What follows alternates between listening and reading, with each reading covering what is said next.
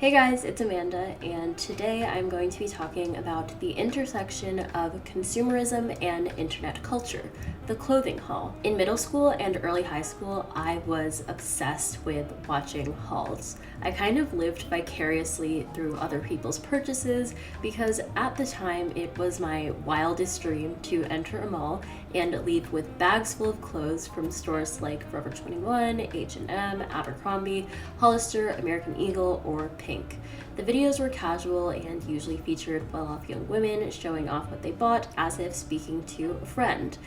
The more bags in the thumbnail, the bigger and better the haul would be. I loved these videos because, kind of like reality TV, they gave me a glimpse into a life that I really wish I could live. A life in which I had enough money to shop at the trendiest stores and get basically whatever I wanted.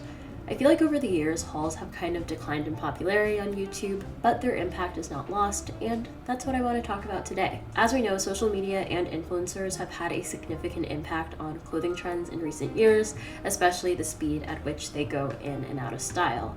On TikTok, the life cycle of a new micro trend or revival of one tends to span the 2 weeks that it takes a SHEIN order to get to your front door. TikTok rightfully gets a lot of attention for altering the fashion media landscape, but I don't think we would have gotten to this point without the good old-fashioned YouTube haul. Of course, people still make hauls on YouTube today, and this could just be my interest shifting, but it doesn't feel like they have the same level of popularity they had in the mid-2010s. So today I'm going to discuss the evolution of the clothing haul, but before we get into the consequences of extreme retail therapy, I'd like to thank BetterHelp for providing some real therapy and sponsoring today's video. BetterHelp is a professional online counseling service that securely assesses your needs and matches you with your own licensed professional therapist who you can start talking to within 24 hours of signing up. It's not a crisis line nor self-help, but there is a broad range of expertise in BetterHelp's 20,000 plus therapist network, which may not be available to you locally. BetterHelp is available worldwide, anyone can use it, and you can log into your account anytime and send a message to your counselor. I know that if therapy wasn't available to me online, I probably never would have tried it, and I'm so glad that I did. You get timely and thoughtful responses, plus you can schedule weekly video or phone sessions. BetterHelp is committed to facilitating great therapeutic matches, and they make it free to change counselors if needed. It's more affordable than traditional offline counseling, and financial aid is available. BetterHelp wants you to start living a happier life today. So visit betterhelp.com/AmandaMariana to join the over 1 million people taking charge of their mental health. That's BetterHelp to get 10% off your first month at betterhelp.com/AmandaMariana. All right, back to the video. So I think a good place to start with the evolution of the haul is actually the evolution of fast fashion. Believe it or not, there was a point in time when if you walked into a store one week, they'd actually be selling the same exact items of clothing a few days later, which can't be said for quite a few stores in this day and age. I remember going to Zara 2 times in 1 week last year. The seasons did not change, but half the pieces in the store had been switched out. Until around the 1960s and 1970s, the fashion industry released new collections of clothing 4 times a year for each season. The designers worked months in advance and tried to predict what customers wanted. But as manufacturing labor became cheaper, fashion brands could produce a lot more clothing a lot faster. This is also when America shifted from an industrial economy to a post-industrial or service economy, meaning that before the 70s, most workers were employed in manufacturing, but business leaders realized they could get a much bigger bang for their buck in countries without minimum wage and unions, so they moved manufacturing overseas. However, Zara, a European brand, is largely credited with first operating at the breakneck speed fast fashion is known for today. In 1990, the founder of the company, Amancio Ortega, said that it would take only 15 days for a garment to go from a designer's brain to being sold on the racks. Today, fast fashion brands produce about 52 micro seasons a year because they can, I guess. But this paved the way for clothing hauls on YouTube because you could basically never run out of things to buy. There'd always be something new. This brings me to the history of the haul. Hauls began gaining popularity in the late 2000s and early 2010s.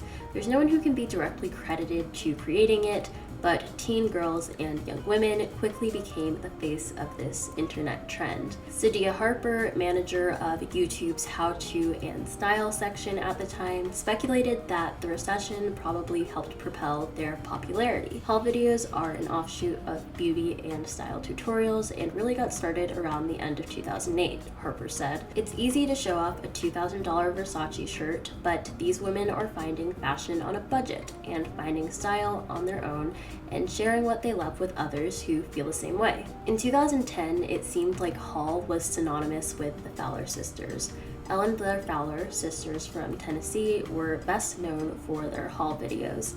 I feel like they basically set the standard for other young creators on how to make a haul video. There was a certain vernacular and way they went about showing the clothes they got that kind of set the tone for a bunch of young girls who followed in their footsteps. The anatomy of a haul consisted of a bubbly greeting. Hey everyone, so I'm back with another haul. Then a quick backstory into where or why they went on this particular shopping trip. So all last year, I did not buy any new clothes. And finally, the part we all stay for, when they hold up the bag and start pulling stuff out. Next, I got this little, not jacket, not shirt, not shawl, I don't know. The creator will usually describe the piece of clothing they're holding up and then give a reason or justification of why they just had to have it. It's so cute being the #1 culprit. There was also a certain ecosystem that hauls existed in. You could see how the creator styled her pieces in Outfit of the Week videos and lookbooks. Honestly, I can't imagine sitting through a 20-minute Forever 21 haul today, but back then these videos were so captivating. I think it's a combination of the perfect relatable to aspirational ratio. The format of the video, a teen just sitting in her bedroom talking to you, felt familiar, like you were catching up with a friend, but seeing the copious amount of sweaters, dresses, or mustache-themed jewelry she bought was so exciting because you got the thrill of the purchase, even if you couldn't afford to buy those things. Over the years, hauls have sort of evolved into their own genre on YouTube, which brings me to a brief taxonomy of hauls. So there's the mall haul, the collective haul, the Black Friday haul, the Christmas haul, the back-to-school haul, the luxury haul, the luxury Christmas hauls, hauls by brand, hauls by season, the unboxing haul, the PR haul, the try-on haul, the thrift haul, and so much more. Brands noticed that hauls young women created could be invaluable marketing tools early on. In a 2011 interview, Blair Fowler said, "Companies would contact me and they'd be like, our site crashed, the product sold out." I was like, why? And they were like, well, you talked about it in your videos. Before sponsorships were commonplace, companies would send haulers products for free in hopes of a review, or they would offer money for a positive review of what they sent over. I think many of these YouTubers realized that although money and free products were great, the integrity of their opinion was more valuable than that because it's why people watch them in the first place. In 2010, Penney attempted to replicate the appeal of haul videos in a back-to-school campaign by giving YouTubers a $500 gift card to their store with the caveat that they had to make a haul video showing off what they picked out. Of course, the YouTubers would disclose the video was an ad, but it lacked the layer of authenticity that typically made hauls work. I think this kind of marketing tactic has kind of morphed into the wild and wonderful world of PR, free products that companies send to creators in hopes that they show it off to their audience. PR, meaning public relations, is actually kind of a misnomer because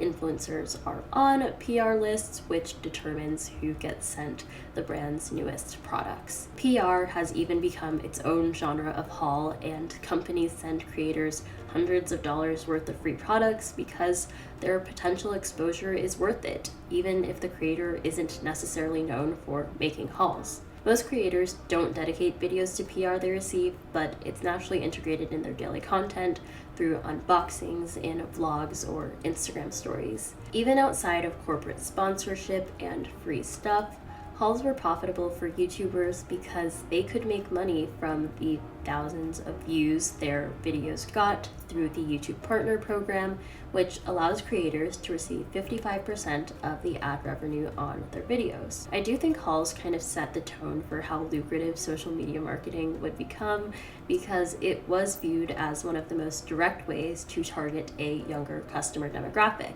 I find this pretty interesting because while the mall was once synonymous with selling to young people, where young people went after they went to the mall, social media was becoming increasingly important. Now for a brief history on the American mall. Enclosed shopping centers, or malls, started popping up in the mid-1950s. At the time, America's economy was booming and suburbia was becoming increasingly popular.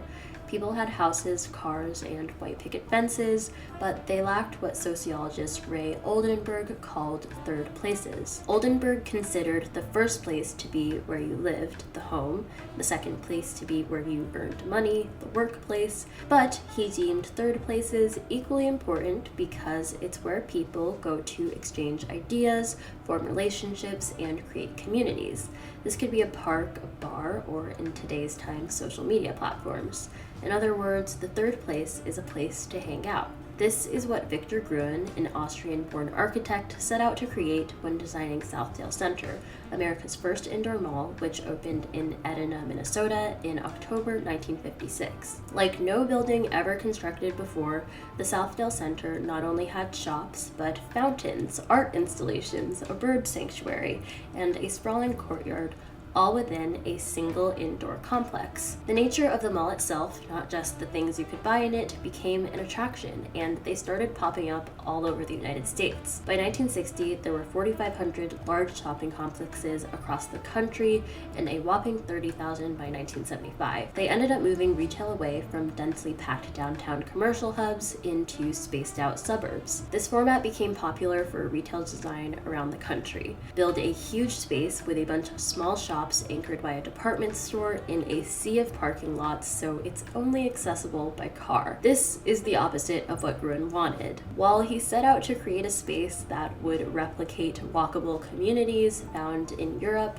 malls increasingly contributed to suburban sprawl, which promotes a sense of hyper-individuality with things like low-density housing, single-use zoning, and an increased reliance on private automobiles for transportation. Malls weren't a complete social failure, though, especially when it came to young people. In the 1980s and 90s, malls were the go-to spot for teens. It's where you went to hang out with friends and discover what was cool or trendy. But as the internet became increasingly ubiquitous, you didn't need to be in a certain physical space to socialize, come across new ideas, or eventually even shop. In the early 2000s, the mall boom came to a screeching halt, and by the 2008 recession, a few were already on their last leg. So ironically, this video about the evolution of the clothing haul brings me to the death of the mall. Wouldn't that be a great band name, Death of the Mall? Mall Death? Dead Mall, something like that. Anyway, the 2010s have marked the decline of in-person retail shopping and the rise of e-commerce. I feel like over the past decade, you can kind of see this shift with the kinds of hauls posted on YouTube. The original clothing haul, featuring a teen who just came back from the mall showing off her stuff, seemed to peak in popularity from 2010 to 2016. But as online shopping has become increasingly popular, I feel like the novelty of mall hauls has started to wear off, because you don't necessarily need a YouTuber to show you what cute tops you can buy when you can just see all the options online. I feel like this also contributed to the popularity of try-on hauls, so people could actually see what clothing from online stores looked like on a real moving person. Hauls from popular online stores like Princess Polly, SHEIN, Fashion Nova, Boohoo, and Nasty Gal are almost always try-on now. Long gone are the days of simply showing a shopping bag and pulling stuff out of it. As online shopping has gained popularity, new brands like the ones I mentioned seem to be popping up out of nowhere every day. I'm not sure about how the finances of these operations work, but as supply chains get more sophisticated and you don't have to worry about keeping up with in-store stock or selling to department stores, it seems like clothing brands can produce items for cheaper than ever before which has led to this genre of sensational hauls. Videos touting dramatic titles like, "I spent $500 at Zoffel" or $1,000 on Shein. What makes these videos so intriguing is the fact that these stores are so cheap, so you can get a seemingly absurd amount of clothing for the price. I feel like this is an important shift in the evolution of hauls because they started out as a way for young women to show the bargains they found while shopping, and it's gotten to the point where people were purposely spending what seemed like obscene amounts of money on cheap clothes for clicks. This trend hasn't gone away, but by 2018, a small but vocal wave of backlash against this blatantly wasteful consumerism began. People started talking more openly about the negative effects of fast fashion on the planet,